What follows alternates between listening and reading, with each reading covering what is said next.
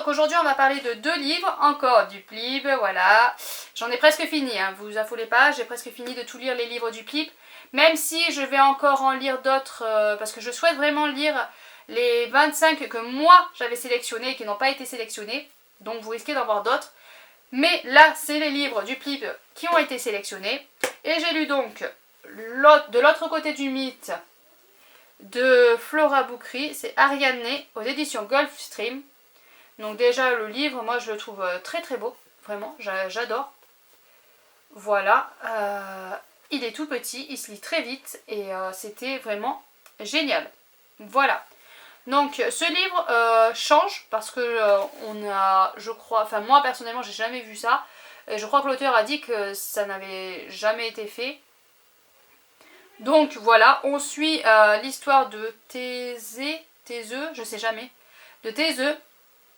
Voilà, mais du côté de Ariane. Voilà, du côté féminin. Parce que Thésée est un super grand héros qui a battu le Minotaure.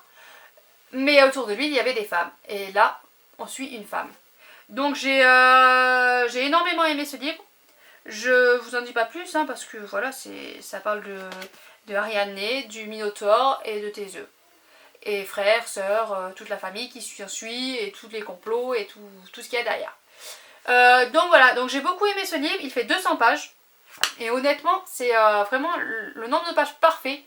On est pris dedans, on est à fond dedans. Il se lit très vite, donc du coup on est à fond dans l'histoire. Et on n'a pas le temps de s'ennuyer du coup. Voilà, avec 200 pages, on n'a vraiment pas le temps de s'ennuyer. On est dans l'action et pam pam pam. Et les choses se déroulent et on est dedans. Et voilà, on se perd pas en description interminable. Voilà, on est vraiment dans l'histoire et on est plongé dedans et on n'y sort pas une seconde. Je l'ai lu en 2 ou 3 jours, je sais plus parce que j'avais pas le temps. Sinon, je pense que je l'aurais dévoré en une seule journée.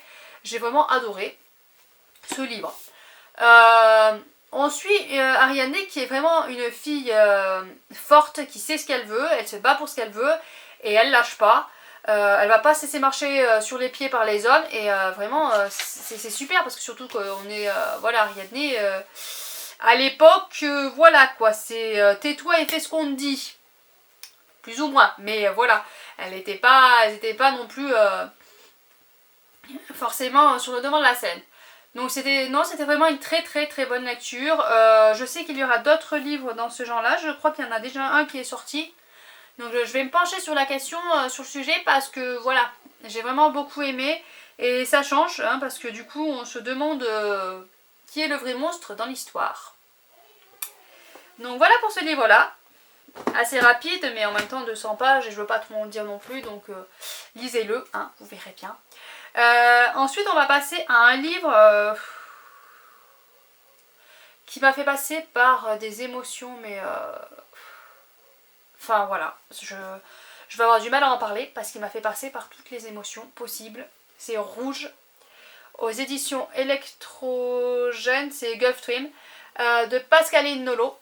Voilà, je sais que pour le PLIB là elle fait partie des 5 finalistes et je sais que il y a plusieurs écrivains que c'est leur premier roman et je sais pas si celui-là c'est pas son premier roman.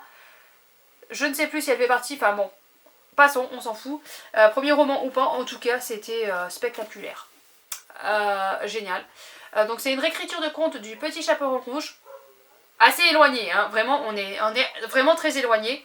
Ne pas faire lire ça aux enfants, hein, surtout pas, parce que c'est pas le Petit Chaperon Rouge avec le petit loup et la grand-mère qui se fait ouvrir le ventre et qui est sauvé, tout le monde est sauvé, tout le monde va bien. Non, hein, c'est pas... Non, ne faites pas lire ça à vos enfants, à proscrire. Voilà, c'est du young adulte je crois, mais en même temps, moi je ferais pas lire ça à mon fils de 14. Je vais attendre qu'il soit plus grand, hein, 16 ans ça serait... Voilà.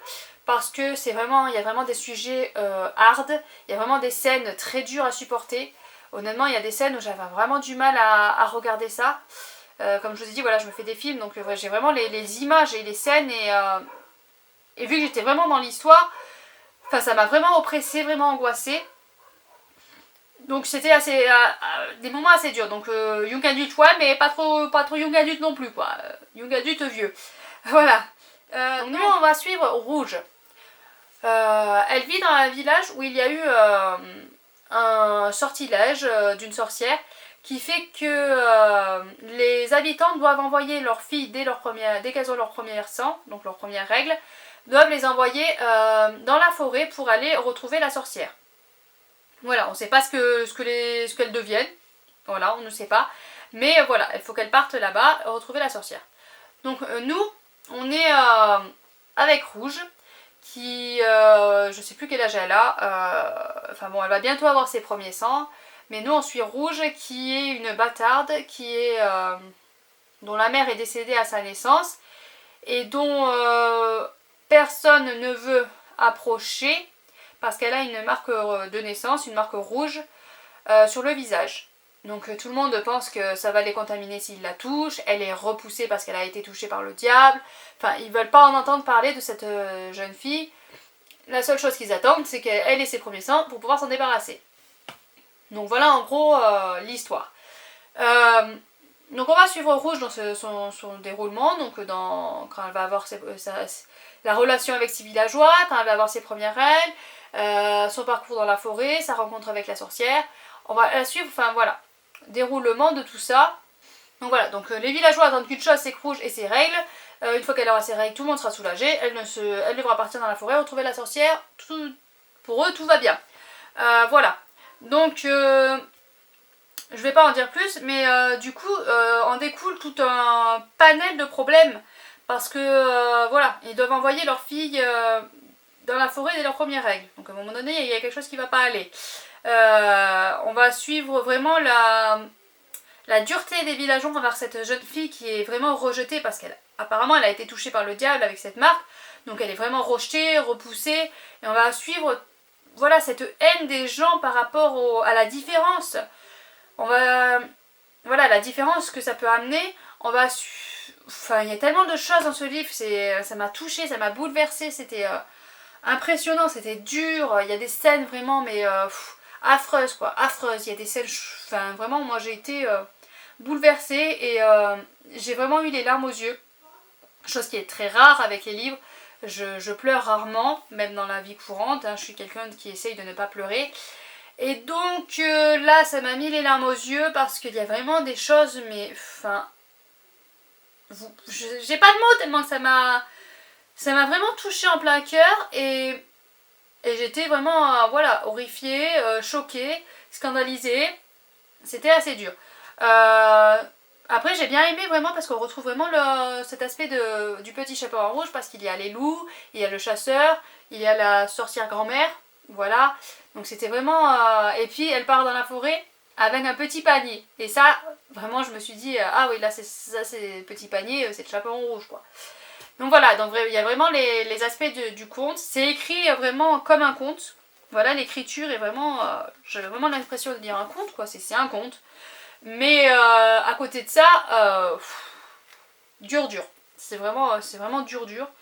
Il y a des fois où j'étais dans l'histoire, il y a une scène où j'étais en train de lire et où je suis sortie du livre, j'ai respiré puis je suis retournée dedans. Voilà, parce que ça m'a vraiment... j'étais vraiment dedans quoi, j'étais vraiment touchée. Mais d'un autre côté, je trouve que l'écriture sous forme de conte aide aussi à faire passer ces thèmes durs abordés. J'ai trouvé, hein. Enfin, même si c'était dur à lire, j'ai trouvé que ça, avec l'écriture du conte, ça passait peut-être un peu mieux. Donc voilà, donc énormément de thèmes abordés. Enfin vraiment, il touche vraiment à tout, quoi, la discrimination. Je veux pas tout dire parce que ça va, voilà, vous découvriez en le lisant, mais vraiment lisez-le quoi. Non, franchement, j'ai envie de le vendre ce livre parce que non, vraiment, c'était. J'arrive pas à vous faire montrer ce que j'ai ressenti et vous montrer que ça m'a vraiment touchée. C'était vraiment bouleversant et vraiment on a vraiment beaucoup de thèmes abordés dedans et donc c'est vraiment très important de le faire lire, peut-être pas aux plus jeunes parce que vraiment c'est très dur, hein, voilà, comme je vous ai dit, les tout jeunes non, mais voilà, à partir de 16-17 ans, ouais, parce que c'est important que ça peut leur ouvrir les yeux et leur montrer qu'il y a des choses qui existent et qui voilà, qu'il serait temps que ça n'existe plus. Voilà, malgré toute cette noirceur et ces choses dures dans le livre, j'ai trouvé qu'il y avait un petit rayon de soleil qui transperçait les nuages. Voilà, je vais dire ça comme ça. Parce que ouais, il y avait quand même une petite pointe de lumière qui arrivait dedans. Mais vraiment toute petite, hein. C'est un petit rayon de soleil qui arrive comme ça à percer les nuages, l'orage, le tonnerre, l'ouragan. Il y avait quand même cette petite pointe de lumière et j'ai trouvé ça bien qu'on ait quand même une petite lueur de lumière là-dedans pour que ça fasse du bien en fait, voilà, pour que ça nous sorte de là. Il y a eu on est sur le petit chaperon rouge, mais j'avais l'impression qu'il y avait un petit clin d'œil à un autre conte. Un autre conte. Voilà, est-ce que c'est vraiment ça ou pas, je sais pas, mais voilà, il y a un passage dans le livre où on arrive avec la sorcière, et il y a un truc avec la sorcière qui m'a fait penser à un autre conte, donc je sais pas si c'est vraiment ça ou pas, mais voilà, ça m'a fait penser à un autre conte, donc je dis que c'est plutôt pas mal de montrer un petit clin d'œil à notre conte. Donc voilà, je sais pas quoi en dire plus, mais bouleversant, émouvant à lire.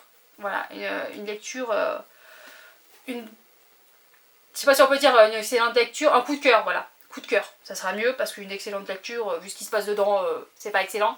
Mais coup de cœur, et faisant partie des 5 sélectionnés, je vais avoir beaucoup de mal parce que j'ai un autre coup de cœur dedans.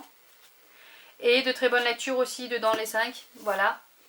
Donc ça va être très dur de choisir. Mais voilà, celui-là, vraiment génial, quoi.